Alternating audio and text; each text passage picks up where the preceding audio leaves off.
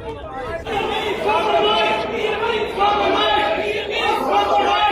सिर्फ विरोध नहीं, ये सियासी विस्फोट है। ये सिर्फ पोस्टर नहीं, ये प्रतिष्ठा पर प्रहार का आरोप है। दिल्ली के भारत मंडपम में एआई समिट, 100 से ज्यादा देश, 20 से ज्यादा राष्ट्रीय अध्यक्ष और सैकड़ों मंत्री, इसके साथ स्टार्टअप्स की कतार।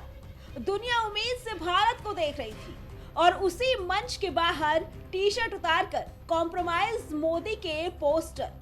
बीजेपी का सीधा आरोप ये 140 करोड़ भारतीयों का अपमान है, तो वही कांग्रेस का जवाब कि ये लोकतांत्रिक विरोध है। लेकिन सवाल यही, क्या वैश्विक मंच पर ऐसा प्रदर्शन देश की छवि को मजबूत करता है या फिर चोट पहुंचाता है? बीजेपी नेताओं जैसे पीयूष गोयल और राजनाथ सिंह ने इसे राष्ट्रीय हितों के खिलाफ बताया। संबित पात्रा ने तीखे शब्दों में हमला बोला। वही कांग्रेस और राहुल गांधी का तर्क, लोकतंत्र में असहमति अपराध नहीं, बस यही से धधकती है। और दूसरी तरफ आज एक शर्मनाक घटना भारत मंडपम में करने का प्रयास कांग्रेस के युवा संगठन ने करने का प्रयास किया है। पूरी दुनिया के अंदर भारत की छवि को खराब करने का कुत्सित प्रयास हुआ और हम इसकी निंदा करते हैं। यह बहुत ही शर्मनाक घटना है कांग्रेस के लोगों के द्वारा, कांग्रेस के नेताओं का। ये यानी देश की कीमत पर ये लोग खिलवाड़ करना चाहते हैं। राजनीति होती है, आरोप प्रत्यारोप होते हैं, लेकिन हम देश की कीमत पर सौदेबाजी करें, देश की छवि के साथ खिलवाड़ करें, जहां 100 से अधिक देशों के लोग भागीदार बन रहे हों, वहां पर इस प्रकार के उत्पात मचा करके अराजकता फैलाने का प्रयास असह्य है। और मुझे लगता है कि हर भारतवासी को इस घटना की निंदा करनी चाहिए, भर्त्सना करनी चाहिए, और जो भी इसके पीछे है उसके खिलाफ कठोरतम कार्रवाई की जानी चाहिए, जो लोग भारत की छवि को खराब करने का प्रयास कर रहे हैं। आज कांग्रेस पार्टी के कुछ कार्यकर्ताओं ने राहुल गांधी के कहने पर जो किया है, उसका आक्रोश आज पूरे हिंदुस्तान के युवाओं में है, जेन जी में है। और मैं बहुत शालीनता के साथ मगर चुने हुए शब्दों के साथ जवाब दूंगा। एक बात ध्यान रहे, यह press conference Bharatiya Janata party बनाम कांग्रेस प्रेस कॉन्फ्रेंस नहीं है। यह प्रेस कॉन्फ्रेंस भारत बनाम उन शक्तियों के खिलाफ है जो भारत के नाम को, भारत की छवि को जानबूझ के एक षड्यंत्र के अंतर्गत धूमिल करना चाहते हैं, उसे मिटाना चाहते हैं। 2014 से पहले भारत फ्रजाइल 5 में गिना जाता था, ऐसा बीजेपी का दावा है। घोटालों की गूंज, 2G, कोलगेट कॉमनवेल्थ, नीति पंक्ता, आर्थिक ठहराव।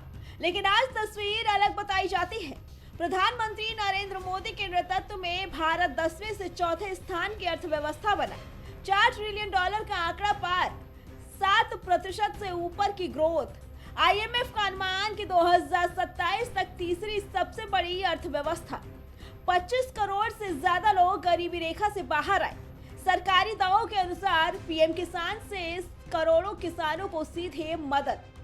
जल जीवन मिशन से 15 करोड़ से ज्यादा घरों में पानी। रोज 40 किलोमीटर हाईवे निर्माण। 5G roll out, drone manufacturing, India AI mission. Bharat technology hub के रूप में उभरता हुआ नजर आ रहा है। रक्षा क्षेत्र में भी बदलाव। राफेल सौदा, टेक्नोलॉजी ट्रांसफर, 100 से ज्यादा देशों को हथियार निर्यात।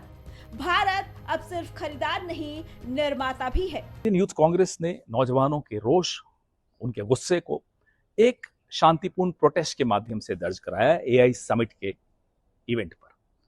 तब से बड़ा हाहाकार मचा हुआ है। एक कॉम्प्रोमाइज प्राइम मिनिस्टर का जो इंसेंटिवाइज्ड मीडिया है वो शुरू हो गया साहब, बहुत गलत जगह प्रोटेस्ट कर दिया, देश की बदनामी हो गई, प्रोटेस्ट वहां नहीं करना चाहिए। प्रोटेस्ट कहां करना चाहिए जनाब? किसी की बेसमेंट में जाकर प्रोटेस्ट करें। प्रोटेस्ट वहीं होता है जहां लोगों को दिखता है, प्रोटेस्ट वहीं होता है जहां मीडिया के कैमरा होते हैं। प्रोटेस्ट और कहां होगा? संसद में हम बोले तो leader of opposition Rahul Gandhi देश के लिए सबसे बड़ा खतरा है। 25 सांसदों को आप बाहर कर देते हैं। हम सड़क पर आए तो हम राष्ट्र विरोधी हैं। जब दुनिया भारत को ग्लोबल साउथ की आवाज कह रही है, जब अमेरिका, फ्रांस, इजराइल जैसे देश रणनीतिक साझेदारी की बात कर रहे हों, तब ये पोस्टर और नारे किस संदेश को जन्म देते हैं? बीजेपी कहती है कि ये निराशा, फ्रस्ट्रेशन और सियासी हताशा है। कांग्रेस कहती है ये ट्रेड डील और नीतियों पर वैचारिक विरोध है। लेकिन जनता क्या देख रही है? जनता देख रही है 2014 में 44 सीटें, 2019 में 52, 2024 में 99। जनता तय करती है कि कुर्सी किसे मिलेगी। कैमरे नहीं, नारे नहीं, टी शर्ट नहीं। सवाल ये भी कि क्या संसद में आवाज कम पड़ रही है? क्या लोकतंत्र में विरोध की और मंच खत्म हो गए हैं, या फिर वैश्विक कैमरों के सामने प्रदर्शन ज्यादा असरदार लगता है? बीजेपी इसे नेशनल शेम कहती है, कांग्रेस इसे डेमोक्रेटिक डिसेंट बताती है।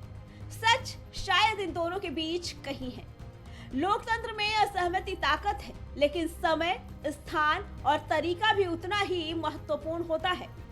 भारत की छवि आज निवेश, टेक्नोलॉजी, स्टार्टअप, इंफ्रास्ट्रक्चर और रक्षा निर्यात के साथ जुड़ी है।